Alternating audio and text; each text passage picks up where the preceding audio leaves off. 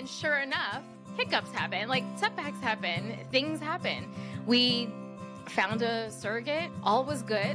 And then until things weren't. And then I was like, wait, what? Like, where did the wires get crossed here, you know? Yeah. And I've heard other stories that are even like worse, and it's baffling, but it's a lot to process.